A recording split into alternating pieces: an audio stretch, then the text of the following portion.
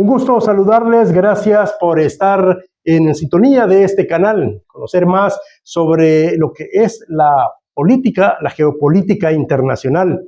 Bueno, en estos días, en estos meses, años, se ha dado un proceso de orden o de desorden mundial, podemos decir, bueno, de cara al nuevo repartición, digamos, del mundo por las potencias internacionales. De esto vamos a hablar también con don Orlando de Sola. También ha hecho una propuesta de un diálogo nacional por la paz mundial. De eso también vamos a hablar sobre esta iniciativa. Un gusto saludarle, don Orlando. Bueno, vamos a hablar sobre la geopolítica internacional. Muchas gracias. Bueno, ¿qué valoración hace, en la actual geopolítica, verdad, mundial, un nuevo orden, o como decía, desorden internacional? Dice usted que está siendo amenazado o está en riesgo la humanidad, la actual civilización. ¿Por qué? Bueno, la humanidad ha pasado por muchas guerras, pero a partir de la invención de la bomba atómica se han vuelto más peligrosas. Y recuerde que las únicas 2 veces que se han utilizado bombas atómicas al final de la Segunda Guerra Mundial, en Hiroshima y Nagasaki, fueron lanzadas ahí por Estados Unidos. A partir de eso, que fue en 1945, surge lo que llamaron Guerra Fría, que no era tan fría en realidad. Pero esa Guerra Fría estaba basada en la amenaza de la destrucción mutua asegurada, que en inglés se llama Mutual Assured Destruction. Siglas MAD, MAD, quiere decir loco en inglés. Y eso se sostiene hasta la fecha. Entonces, hay un aparente balance de la cantidad de ojivas que tiene Estados Unidos y lo que antes fue la Unión Soviética, hoy la Federación Rusa, que están más o menos equilibrados. Y alrededor de eso hay una serie de países como Inglaterra, Francia, Pakistán, Corea del Norte, que también tienen ojivas nucleares. ¿Cree usted un riesgo inminente de una tercera guerra mundial desastrosa utilizando, las bombas nucleares al frente de dirigentes que tienen el poder de apretar el botón? Así es. ¿O solo es un riesgo geopolítico por el momento? No, eso es un riesgo real.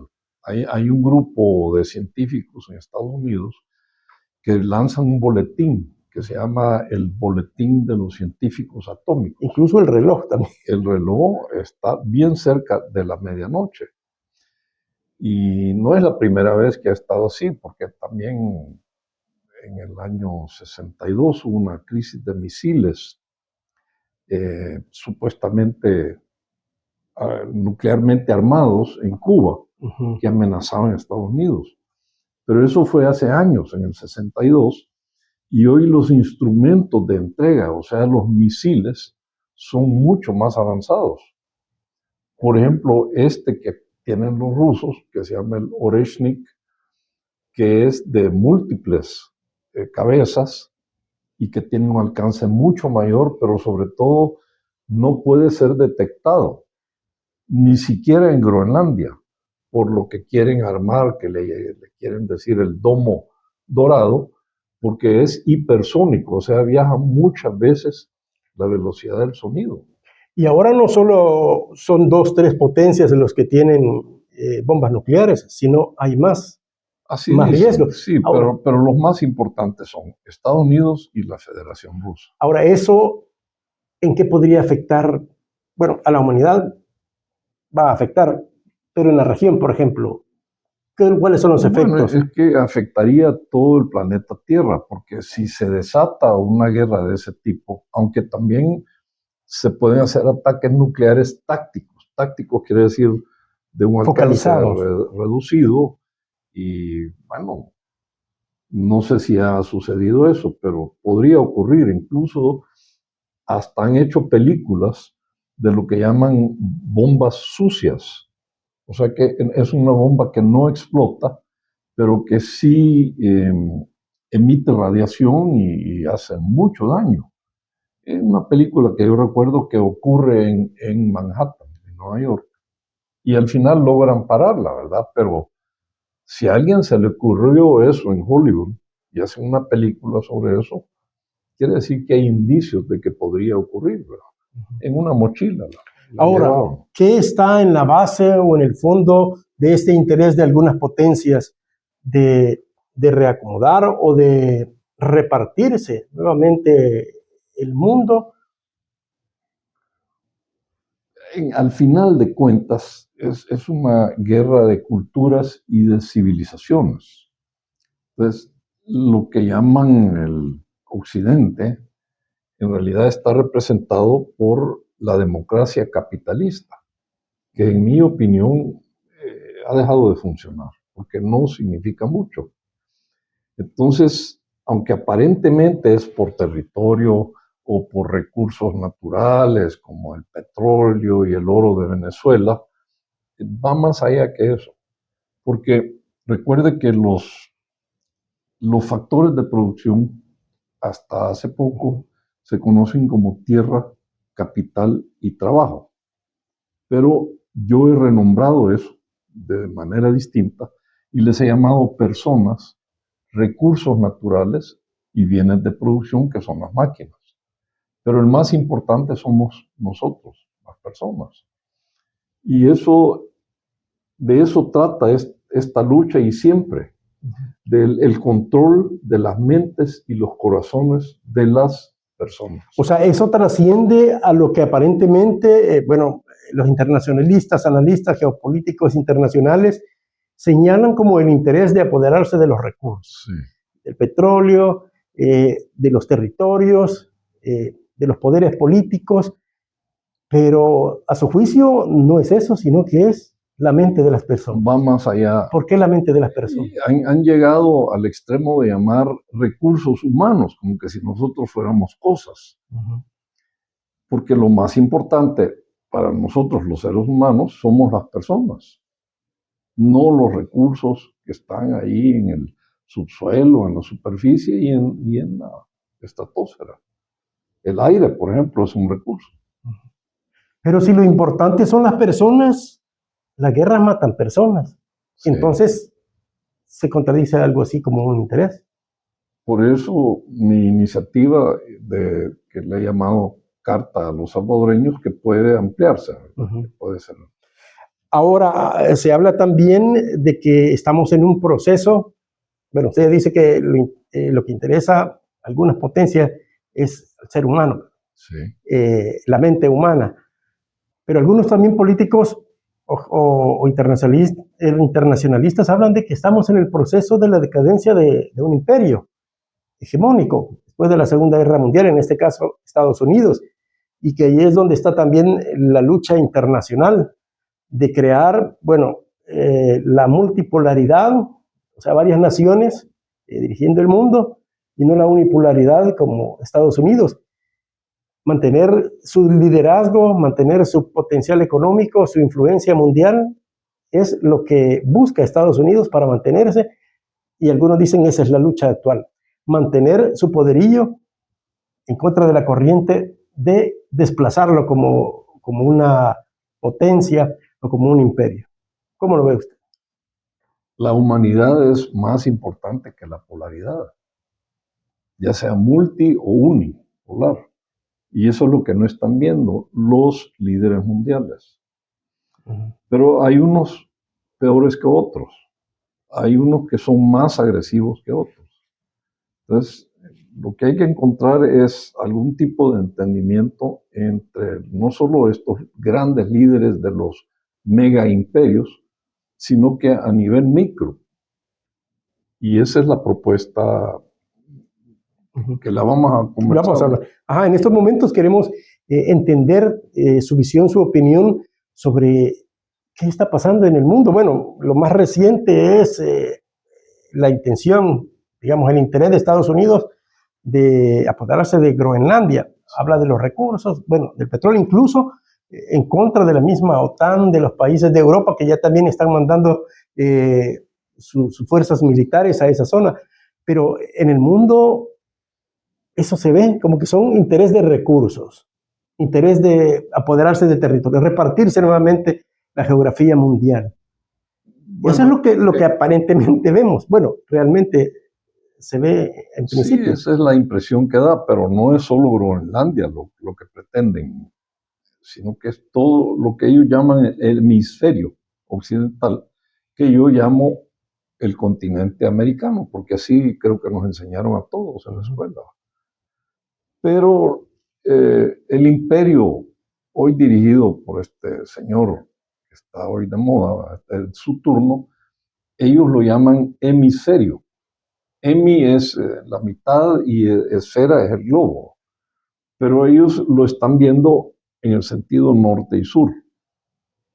Y acuérdense que también está el este y el oeste, que es otra manera de ver Eurasia, que comienza en la península ibérica y termina en el estrecho de Bering, en Kamchatka.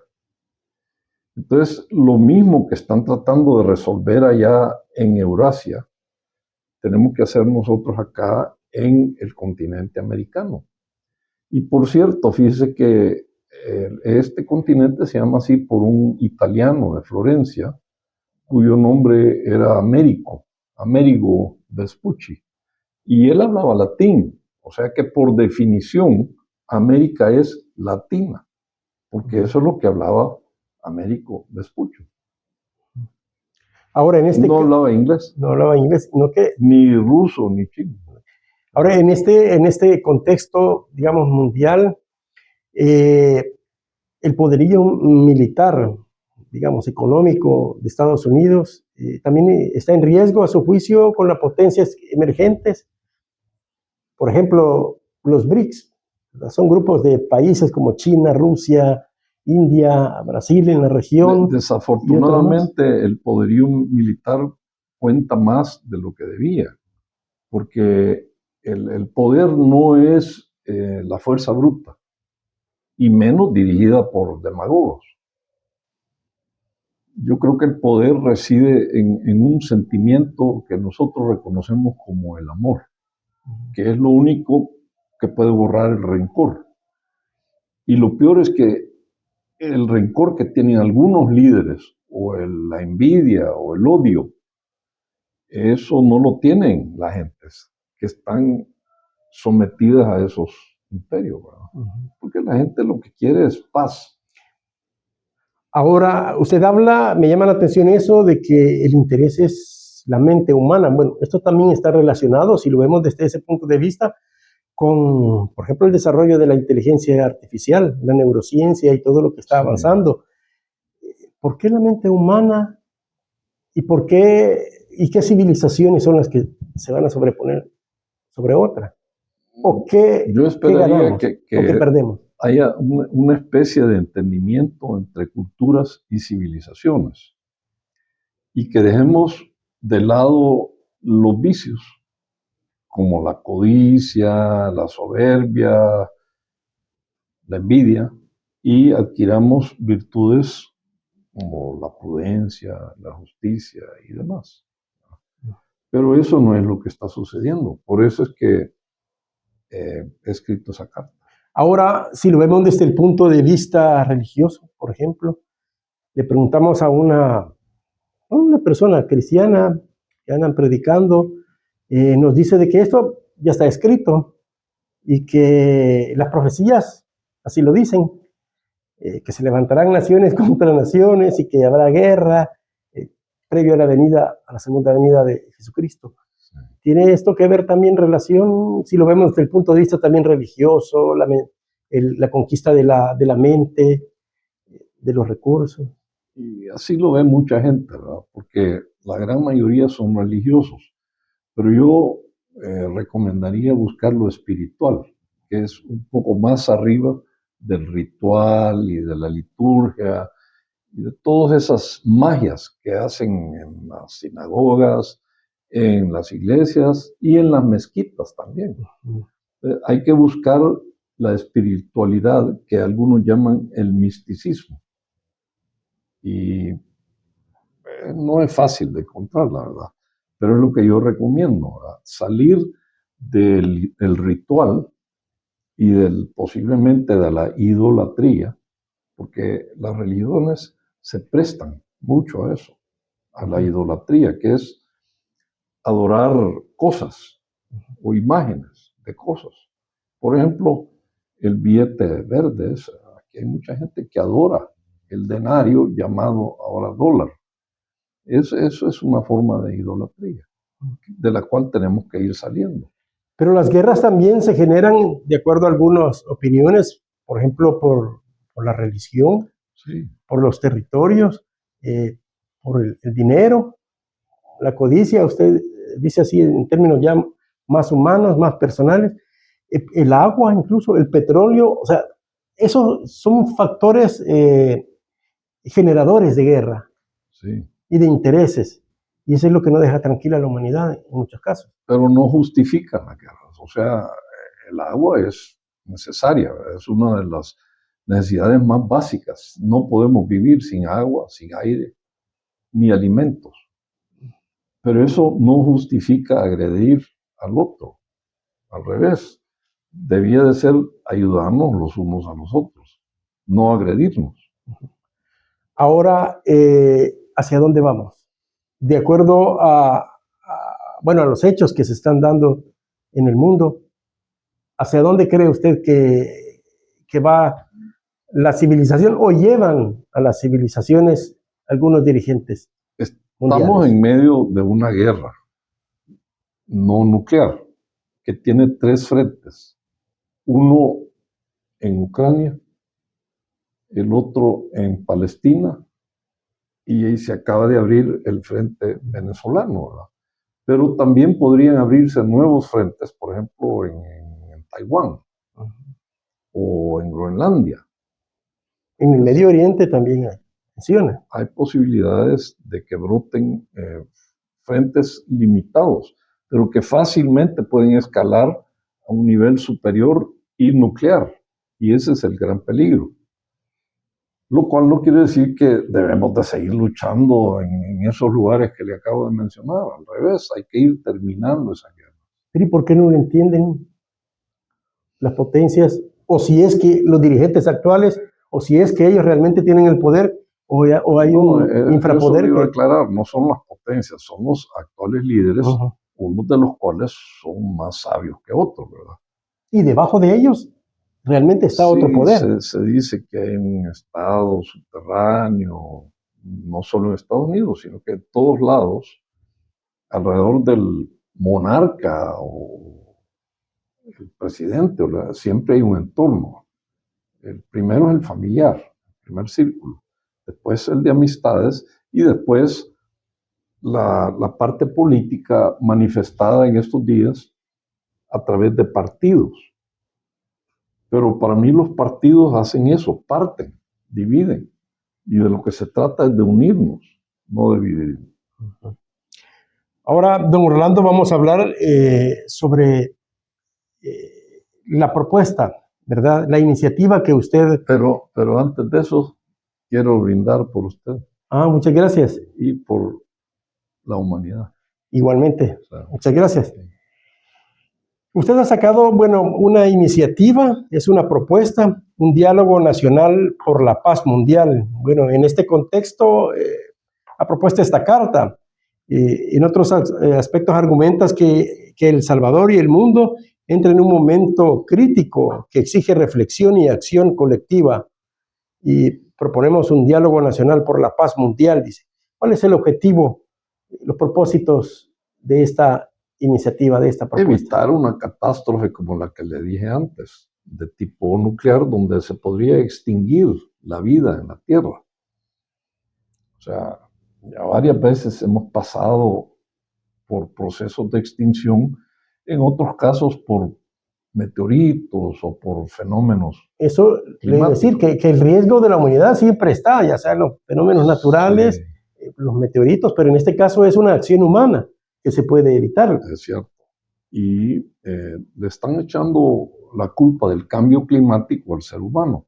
Pero no estamos muy seguros de eso, porque, por ejemplo, han habido 5 glaciaciones que se saben anteriores a la última, que es pues, donde pudieron pasar los humanos por el estrecho de Bering, que estaba congelado. Y se supone que por ahí es que fue poblado este continente. O sea, han habido fenómenos naturales y que han extinguido, por ejemplo, los dinosaurios. Se extinguieron, dizque, por un meteorito que cayó en lo que ahora es el Golfo de México, ahí por la península de Yucatán. Y hay bastante evidencia de que eso sucedió hace muchos años, ¿verdad? Pero nunca el factor humano ha tenido la posibilidad de suicidarse. Y con las herramientas o las armas que hoy tiene. Es que eso es lo terrible, ¿verdad? Que en lugar de invertir en más armamento y en más destrucción, debíamos de estar dedicando ese dinero, que es un montón de dinero a nivel mundial, a, por ejemplo, salud o mejor educación, o a otras cosas por la vida, no por la muerte. Ahora, este diálogo, ¿cómo se operativizaría? ¿Qué tipo de, por ejemplo, contenido usted sugiere para que se vaya abordando y desde El Salvador hacia el mundo? Es que El Salvador, porque aquí vivimos nosotros y porque es más pequeño, eso nos da una ventaja sobre lugares como México, que son mucho más grandes, ¿verdad? Pero ese diálogo debe de comenzar por una reflexión personal, donde cada quien debe reflexionar sobre qué es lo que está pasando y qué se puede hacer. El paso siguiente sería un diálogo, no una disputa, como suele suceder en las redes sociales. Porque un diálogo implica digamos, una buena conexión entre los que dialogan. Por ejemplo, acá, este es más que una entrevista, es un diálogo, ¿verdad? Pero aquí la gente cree que un diálogo es un debate o un pleito. Entonces, hay que evitarlo. Y yo me baso en los diálogos de Platón, que él habla de la mayéutica, quiere decir buscar hacer parir la verdad. Y es que Platón les puso así a sus diálogos, que son muy buenos, hay que leerlos, porque su mamá era una partera. Y entonces la mayéutica es la palabra griega para hacer parir, nada más que en este caso la criatura es la verdad, no la falsedad como casi siempre ocurre. Ahora, y en este caso sería, digamos, hacer parir la verdad o hacer parir la voluntad de querer parar la amenaza. Sí. ¿Cómo llegar a eso? Bueno, lo primero que propongo es construir un puente cultural en Mesoamérica. Pero Mesoamérica incluye México, Centroamérica y buena parte de lo que hoy es Estados Unidos. Desde Florida hasta California era de México y antes español. Pero como Estados Unidos invadió México en 1848 y le quitó más de la mitad del territorio, ahí quedaron un montón de mexicanos y sus descendientes. Y yo creo que hay ahorita más latinoamericanos, porque me gusta más el término Latinoamérica que Hispanoamérica, es más amplio. Ahora, don Orlando, ¿cómo mover también las voluntades de los actuales dirigentes de América, de Latinoamérica? Por ejemplo, recientemente, bueno, se ha conocido la CELAC, por ejemplo, hay una unión de países latinoamericanos que no ha dado muchos resultados, incluso han heredado, digamos, la dirección de esto y los presidentes no han logrado unificar criterios para hacer una posición sobre la guerra. Porque son uniones basadas en naciones y el Estado Nacional, en mi opinión, va en declive. Y eso los estados nacionales se supone que nacen en la Paz de Westfalia en 1648.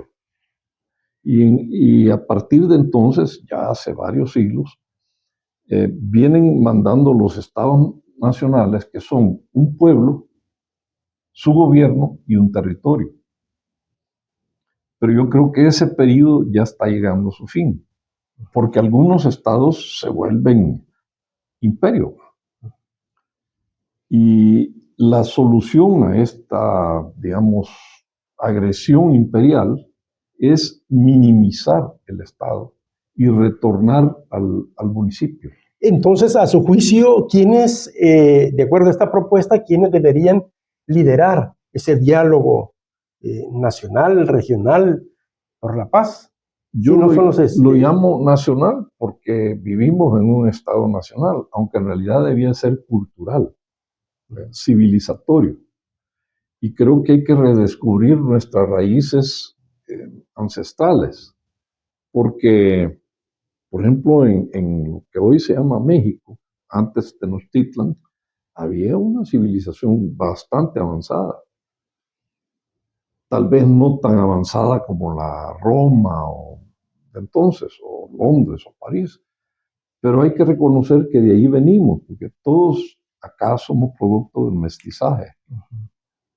Entonces, en un diálogo, suponiendo avanza, hay conciencia, incluso hay adhesiones a la carta que usted ha publicado, ¿qué se pediría y a quiénes y cómo? Por el momento hay que hablarle a los líderes mundiales, sobre todo a los más agresivos, uno de los cuales lo tenemos al norte. Pero acuérdense que estos son pasajeros, son temporales, y hay que ver el largo plazo. Entonces hay que hablarle a la gente, a los pueblos. Y como hay casi 70 millones de latinos en Estados Unidos, hay que hablarle a ellos. Igual que los que están en Sudamérica y algunos cuantos que también viven en lo que hoy llamamos Canadá, en la provincia de Quebec. Hay como 7 millones de francoparlantes, que para mí también son latinos porque el francés deriva del latín, igual que el español y el portugués. Ahora, bueno, hace años también hubo bastantes iniciativas. Bueno, recientemente también hemos visto el pronunciamiento del Consejo de Seguridad de Naciones Unidas, donde están en el concierto de las naciones, del Vaticano, de muchas organizaciones pidiendo por la paz. Incluso se me ocurría también, a veces lo hacen en son de broma cuando entrevistan algunas mises que dicen, voy a luchar por la paz mundial. No las conozco. Es vigente, digamos, esa solicitud, esa demanda, que siempre pero no han habido hay un clamor por la paz, porque es natural sobrevivir, no morir. La guerra, ¿qué implica? Muerte masiva, pero seguimos insistiendo en matarnos los unos a los otros y maltratarnos. No solo la muerte, sino que hay daños inferiores a la muerte, pero que también duelen los daños. Y seguimos insistiendo en eso. Y a veces al final se comete el error y el argumento, me he fijado que siempre dicen, pudo haberse evitado. Hay una cosa que no se puede evitar. O sea, la guerra, por ejemplo, pudo haberse evitado, dice, cuando ya hay miles de muertos que ha dejado. Sí. Entonces, ¿por qué no se hace, evitémoslo y no decir pudo? Bueno, por eso estoy con esta iniciativa, para evitar que es una hecatombe que podría terminar con el género humano. Usted dice que este no es un movimiento partidista ni electorero, sino un giro estratégico para salvar El Salvador y el mundo. Es correcto. Y lo digo así porque mucha gente cree que todo es politiquería. Y interpreta la politiquería como un combate entre dos partidos opuestos o más. Pero yo pienso que eso es no solo perder el tiempo, sino que es peligrosísimo seguir en esa confrontación, porque necesitamos compartir en lugar de competir. Y esa lucha entre partidos o entre ejércitos, eso es una competencia para ver quién muere primero. Ahora, ya para casi ir terminando, que rápido se siente, No, qué bueno. ¿dónde está publicada esta carta? ¿Cómo pueden hacer las personas para adherirse también a esta petición mundial? Hay un programa que se llama change.org y también está en el Facebook a nombre mío. Ahí lo pueden encontrar. ¿Qué es lo que es? Bueno, aparte de leer la carta, estar convencido. No, si usted quiere suscribirse y si no, también con solo participar es importante, ¿verdad? Y además de eso, vamos a reiniciar un canal de YouTube que yo he tenido desde hace un par de años y con su permiso vamos a incluir pedazos de esa entrevista para ver si la gente se anima a dialogar, no a pelear. Eso es lo de la demarquía humanista, claro. El canal de la demarquía humanista. Y marco ahí de nuevo, aprovecho su mención de eso, porque no es lo mismo democracia que demarquía, ni capitalismo que humanismo. Y la diferencia radica en el sufijo. El demos es igual para ambos, pero kratos, que es el sufijo de democracia, significa poder imperial. Y arheim, que es el sufijo de demarquía, significa autoridad moral. Y eso es lo que hay que buscar, no la fuerza bruta. Muchas constituciones tienen en sus requisitos para ser candidatos la moralidad notoria, pero a veces es lo que menos se utiliza para elegir a los candidatos. Y eso es lo que debería ser lo primero, a su juicio. Yo no le doy mucha importancia a las constituciones. Hay varios países que no las tienen. Por ejemplo, Inglaterra no tiene una constitución. Y Israel tampoco. Entonces, es de importancia secundaria, porque las constituciones, igual que las leyes inferiores, las hacen seres humanos, muchas veces con vicios tremendos, ¿verdad? Ahora, don Orlando, ¿qué espera a nivel local, donde surge la iniciativa en El Salvador, para El Salvador del mundo, tomando esa, digamos, esa frase, y a nivel regional también centroamericano, bueno, y ampliándonos a Latinoamérica? ¿Qué espera usted, qué respuesta espera de la humanidad, de esta civilización? Y hay algo que no tomamos en cuenta y que y es, bueno, lo de la conciencia de la humanidad para pedir que no haya guerra, o sea, que se mantenga o que haya paz. Pero hay muchas generaciones, bueno, hay generaciones en la actualidad que a veces ni siquiera las noticias leen, ni están ni siquiera informados, mucho menos interesados en temas que al final les va a afectar, porque eso afecta a todos. A esas nuevas generaciones, ¿qué llamado a la conciencia hace? Bueno, estoy seguro de que aunque no lean, pueden escuchar y ver, y pueden sentir, porque el tacto está en las manos, ¿verdad? Y estoy seguro que de toda esta gente, incluidos los jovencitos, como usted le llamó, ¿qué nombre les han puesto ahora? Bueno, hoy hay varios millennials, centennials. Pero son seres humanos, ¿verdad? Unos en aprendizaje y otros un poco más aprendidos, pero todos tenemos un instinto que se llama supervivencia. Por eso nos reproducimos en familias. Y así venimos haciéndolo desde que existe el ser humano en la Tierra. Aparentemente hoy hay menos interés en la reproducción, pero me parece que es un fenómeno, una respuesta natural a que ya somos 8.000 millones de habitantes, y eso es bastante. Hay quienes dicen que el límite máximo es 10.000 millones, pero como el crecimiento es exponencial, hoy crece mucho más rápido la población, la reacción ha sido reproducirse menos. Y hay muchas familias que no tienen hijos y hay otros que ya no son ni familia. Pero a su pregunta sobre qué esperaría yo de los salvadoreños jóvenes y otros maduros, sensatez. Eso es todo. Necesitamos recuperar la sensatez o sentido común o como le quiera llamar a usted. La sobrevivencia, hombre, si no somos suicidas. para caer en esa trampa de nuevo. Y generar ese puente cultural. Es importante porque aparentemente los blancos anglosajones y protestantes que dominan en el norte y pretenden dominar todo el continente se creen superiores. Hay un autor inglés nacido en la India que se llamaba Rudyard Kipling, que recomiendo leer un ensayo del que se llama en inglés The White Man's Burden, la carga del hombre blanco. Y estos señores, los que gobiernan, se lo han tomado en serio. Ellos creen que tienen una carga civilizatoria y esa la tenemos todos. Los morenos, los oscuros, todo el mundo tiene la obligación civilizatoria, no mortal. Pero este muchacho, el que está ahí en Estados Unidos, está haciendo todo lo contrario, hombre.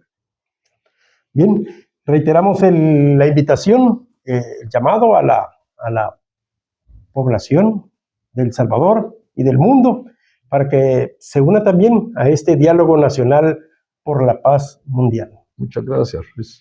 Bueno, muchas gracias a ustedes y les invitamos a que continúen en este canal y que también vean más entrevistas importantes e interesantes para el bien de El Salvador y del mundo. Gracias.